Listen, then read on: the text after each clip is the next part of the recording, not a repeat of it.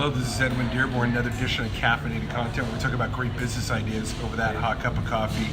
And this morning I'm in Bellevue, Washington at Woods Cafe. It's the first time I've ever been here. It's not only the first edition of Caffeinated Content at Woods Cafe, it's the first time I've been to Woods Cafe. That's right, there's a fireplace right there. I've never been to a coffee house with a fireplace, so I found this place on Yelp. Had great reviews. Beautiful, just beautiful coffee shop. Just epic. It's right here at Bellevue, which is the headquarters of Microsoft, very upscale city. And great place to do business. I'm out here visiting a couple business partners. Not only that, am I visiting existing business partners, I have 2 more appointments today with potentially new business partners, and then tomorrow I have appointments with potentially new business partners. So things are hopping here in Bellevue, Washington for me. One of the things that came up yesterday with one of my partners is how do you turn casual conversations into potential customers? You know, one of the things that we do in sales is, you know, we have to present our wares. And, you know, a lot of times we do that by setting an appointment with someone, and they know that when you set that appointment, you're there to pitch your deal, or at least to do some type of discovery call to find out if there is a potentiality of doing business together. But what about those times when you just meet people randomly and they ask you what you do? Well, these are, in reality, these are potentially potential customers. So I'm here at a coffee shop, somebody goes, hey, what do you do? Or I'm on the airplane, hey, what do you do?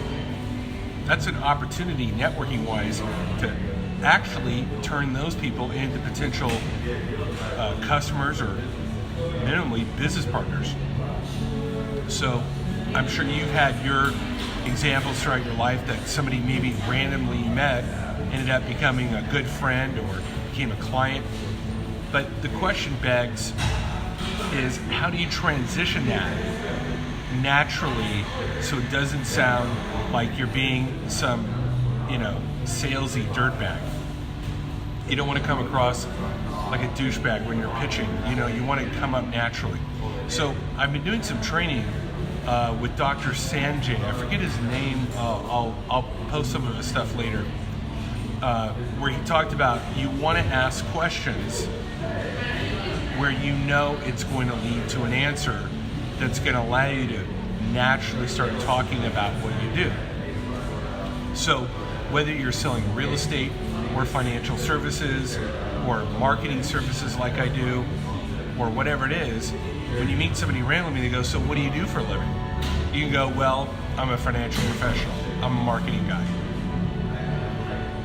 That maybe they need your services, maybe they don't, but how do you now transition that into a potential client? And the key is to ask specific questions that you know the answer to that will allow you then to go into your presentation or some type of appointment setting activity.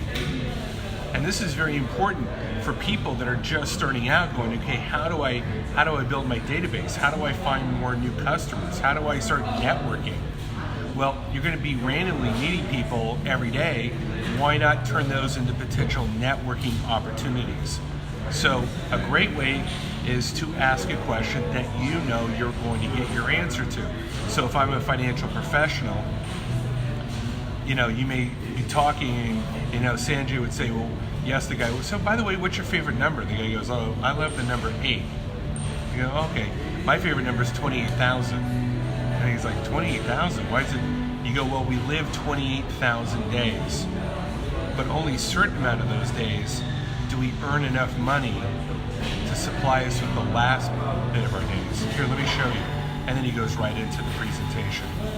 And now the guy's like, wow, that's very interesting. I've never seen that before.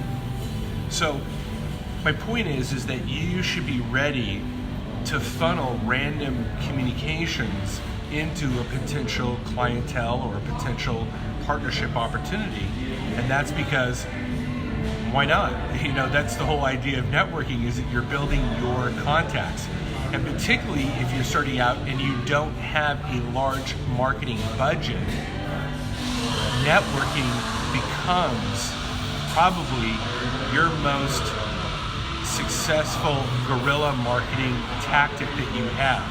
If you've got zero budget, how do you start getting your funnel filled? Well, you start networking.